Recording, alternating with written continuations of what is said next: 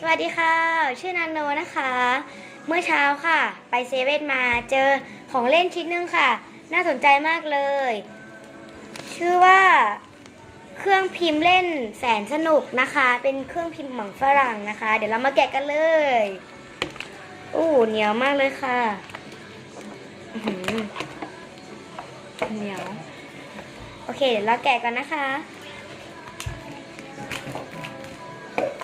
ได้แล้ว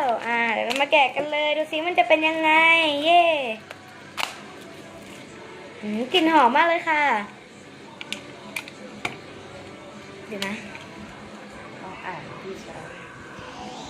วิธีใช้นะคะ1เราต้องเปิดฝาออกก่อนค่ะเปิดยากมากมันมีตัวล็อกอยู่นี่เปิดได้แล้วเราเอาหมังฝรั่งนะคะออกมาก่อนและแกะถุงมันเลยค่ะเก็บกลิ่นหอมมากเลยบอกไม่ถูกอะแต่ก็หอมมากตัวนี้มี3แบบด้วยกันนะคะมี3แบบให้สะสมวิธีที่2นะคะเราก็เอานี่เลยหมังฝรั่งโอ้ยลิงมาค่ะลิงมาแล้วลิงแล้วเดี๋ยวขอครับนี่เลยวิธีแรกนะคะเราแกะออกมาเสร็จแล้วนี่ใส่เข้าไปแล้วก็หมังฝรั่งออกมานะคะไปตรงนี้นะเสร็จแล้วเราก็เดี๋ยวนะคะเลื่อนออกมาใส่รูตรงนี้เลยนี่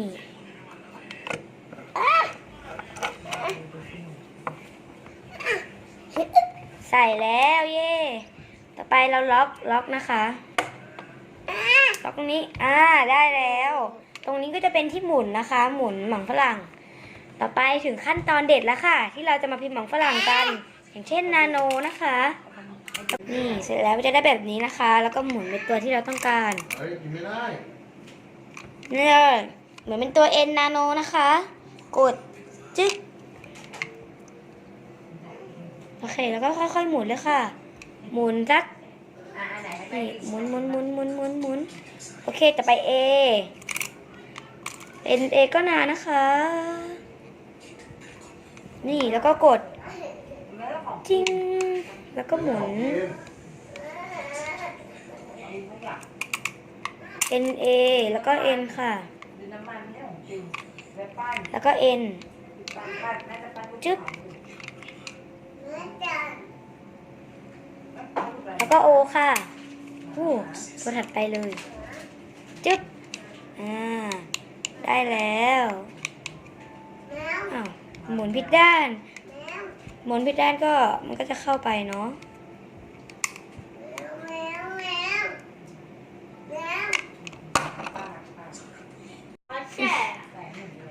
ถ้ามองดีๆนะคะในกล้องมันจะเห็นไม่ค่อยชัดเนี่ยมันจะเป็น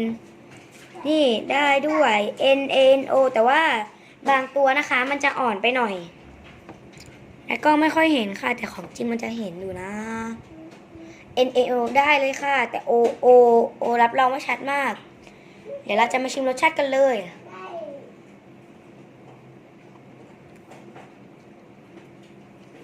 ถ้ากินแรกๆนะคะมันจะออกเปรี้ยวๆนิดนึงออกเปรี้ยวๆหลังๆก็จะหายเปรี้ยวหายเปรี้ยวแล้วค่ะมันจะหวานๆนะคะเราลองมาทำชื่อน้องอีกคนดีกว่านาซานะคะเอ็น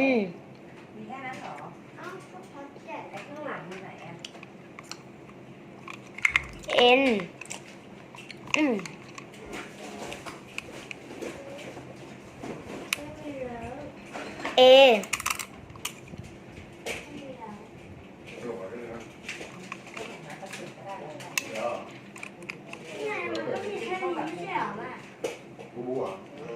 N A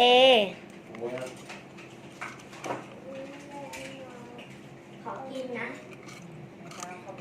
ทำเสร็จแล้วเล่นมาสั้น หมูใช่ไหม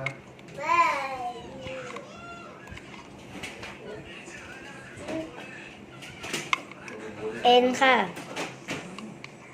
หมูเนี่ย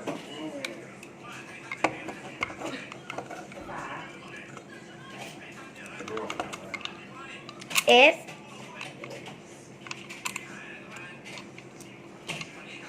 หมุน แล้วก็ A ค่ะN A S A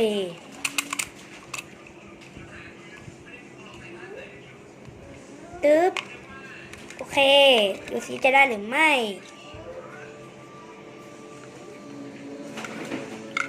ก็พอได้นะคะ นี่เลย Lion N A S A ในกล้องไม่ค่อยเห็นเนาะ มันก็จะมีแบบแป้งๆให้มันเลื่อนนะคะ ก็สรุปว่าได้มั่งไม่ได้มั่งเล่นแบบขำๆนะคะ เป็นหนังฝรั่งพิมพ์ได้ ได้มั่งไม่ได้มั่งค่ะ ได้มั่งไม่ได้มั่งหมุนได้นะคะ ราคานะคะประมาณ79 บาทค่ะ ก็เคสเป็น80เลยนี่สำหรับวันนี้ก็ขอลาไปก่อน สวัสดีค่ะ